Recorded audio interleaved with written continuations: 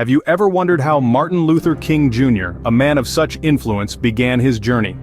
On a winter day in 1929, a boy named Martin was born into the King family of Atlanta, Georgia. His roots were firmly planted in the soil of Baptist faith and the struggle for African American rights. His father, a renowned preacher, introduced him to the pulpit and the power of words. Young Martin was not just a keen observer but a passionate participant, absorbing the teachings of the Bible and the essence of public speaking. His early education was steeped in these influences, shaping his worldview and character.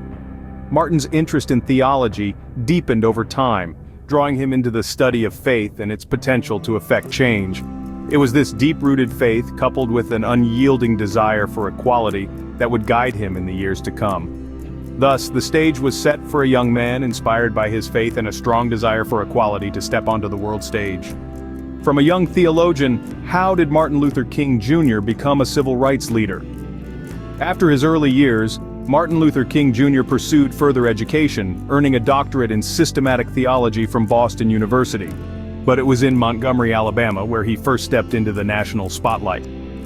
As a young pastor, King was thrust into leadership during the Montgomery bus boycott in 1955.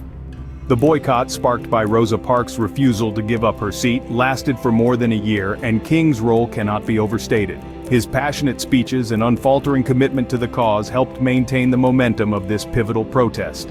From there, King's influence only grew. He became a key figure in the establishment of the Southern Christian Leadership Conference, an organization that played a crucial role in the civil rights movement. King's leadership in the SCLC was instrumental in organizing nonviolent protests in cities across the South, the most famous of which was the March on Washington in 1963. It was here on the steps of the Lincoln Memorial that King delivered his iconic "I Have a Dream" speech, with a vision of a future where his children would not be judged by the color of their skin, but by the content of their character. King's words resonated far beyond the crowd of 250,000 gathered before him.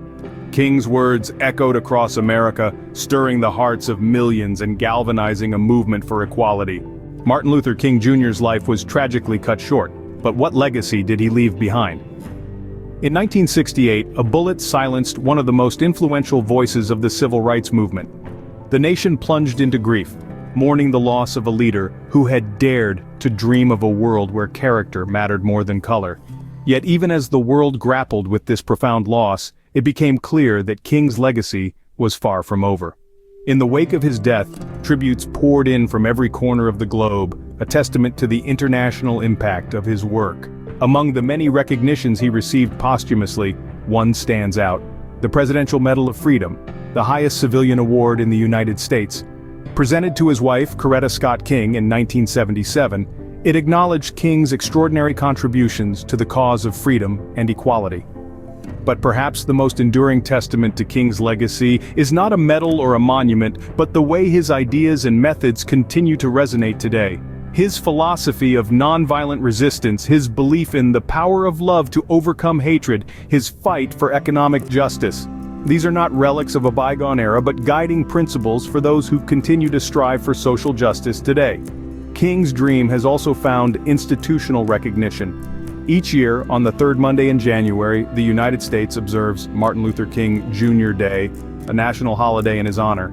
It's not just a day off work or school, it's a day of service, a day to remember King's message of compassion and community, a day to reflect on how far we've come and how far we still have to go.